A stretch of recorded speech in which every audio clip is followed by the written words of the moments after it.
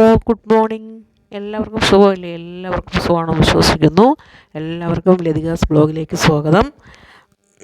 എന്തൊക്കെയുണ്ട് വിശേഷങ്ങൾ? എല്ലാവർക്കും സുഖമാണല്ലോ. എല്ലാവർക്കും വളരെയധികം താങ്ക്സ്. എൻ്റെ വീഡിയോ കണ്ട് സപ്പോർട്ട് ചെയ്യുകയും വീഡിയോ കാണുകയും പുതിയ പുതിയ സബ്സ്ക്രൈബേഴ്സിനും എല്ലാവർക്കും വളരെയധികം താങ്ക്സ്. ഞാനിത് രാവിലെ കുളിയൊക്കെ കഴിഞ്ഞ് വിളക്കൊക്കെ കത്തിച്ചു. ഇന്ന് വിളക്കൊക്കെ കത്തിക്കേണ്ട ഒരു ആവശ്യം ഉണ്ടായിരുന്നു. അങ്ങനെ വിളക്കൊക്കെ കത്തിച്ച ശേഷമാണ് ഞാൻ ഇന്ന് അടുക്കള പണി തുടങ്ങിയത്. അങ്ങനെ ആ കഞ്ഞിക്കൊക്കെ അടുപ്പിൽ വെച്ചു. അത് കഴിഞ്ഞ് അരിയൊക്കെ അടുപ്പിലിട്ടു.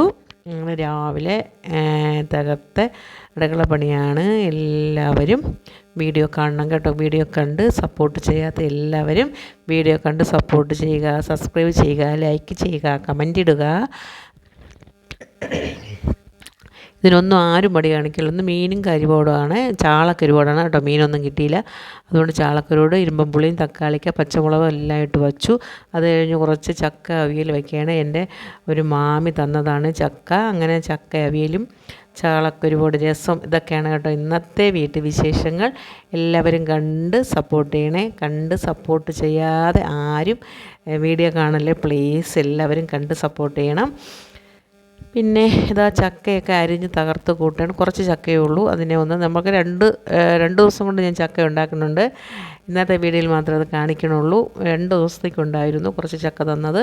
സൂപ്പർ ചക്കയായിരുന്നു കേട്ടോ. ആ മാമി വീഡിയോ കാണുമ്പം എൻ്റെ മാമിയാണ് കേട്ടോ. എൻ്റെ ഏറ്റവും അടുത്ത ബന്ധുവാണ്. അവർ തന്ന ചക്കയാണ്. തൊട്ടടുത്ത വീട്ടിലുള്ളതാണ്. അങ്ങനെ ഇതാ ചക്ക അവിയലും ചാളക്കരിപോട് കറിയും രസവുമായിട്ടൊക്കെ പോവേണ്ടത്. അരിയൊക്കെ വടിച്ചു. കരിപോടിനിതാ അരി വടിച്ച് ചാളക്കരിപോടെന്ന് പറയണത് നിങ്ങളെ കാട്ടിലും ഉണക്കമീൻ. ഞങ്ങൾ ഈ കരിപോടെന്ന് പറഞ്ഞൊരു ശീലമാണ് കേട്ടോ. ഉണക്കമീനിനെയൊക്കെ ഞങ്ങൾ ഈ തമിഴ്നാടുമായി ചേർന്ന് കിടക്കുന്നതുകൊണ്ട് ഉണക്കമീനിനെ കരിപോടെന്നാണ് പറയണത്.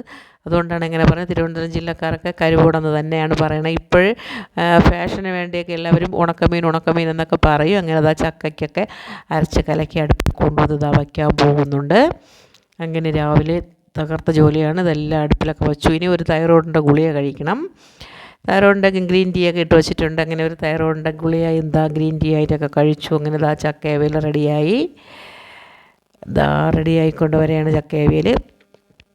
പിന്നെ എന്താ പറയുക, ഇനി നമുക്ക് നമ്മളെ ചാളക്കരിപോടിന് കുറച്ച് ഉപ്പ് കൂടെ ഒന്ന് ഇട്ട് കൊടുക്കാമെന്ന് കരുതി അങ്ങനെ ഉപ്പിട്ട് കൊടുത്തു. അച്ഛമാസ് ബ്ലോഗ് സുഖമാണോ? സുപ്രിയ സുഖമാണോ? ജയാസ് ബ്ലോഗിന് സുഖമാണോ? നിങ്ങൾക്ക് എല്ലാവർക്കും സുഖമാണോ? സുമോദിന് സുഖമാണോ? സുമേഷിന് സുഖമാണോ?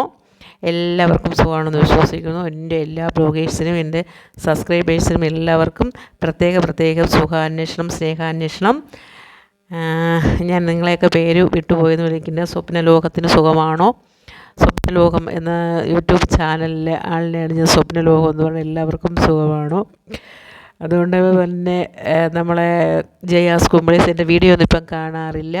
രക്തമ്മ ചേച്ചി എൻ്റെ വീഡിയോ കൃത്യമായി കാണുകയും എനിക്ക് കമൻ്റ് ഇടുകയും ചെയ്യുന്ന വ്യക്തികളിൽ ഒരാളാണ് രക്തമാസ് ബ്ലോഗും നമ്മളെ സുപ്രിയയും അച്ചമ്മ. ഇവരൊക്കെ എൻ്റെ വീഡിയോ എല്ലാ ദിവസവും കാണാറുണ്ട്, എനിക്ക് സപ്പോർട്ട് ചെയ്യാറുണ്ട്. അതിൽ വളരെയധികം താങ്ക്സ്.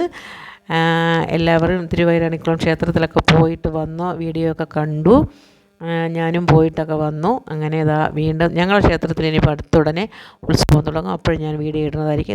ഇതൊക്കെയാണ് ഇന്നത്തെ ഉച്ചവിശേഷങ്ങൾ.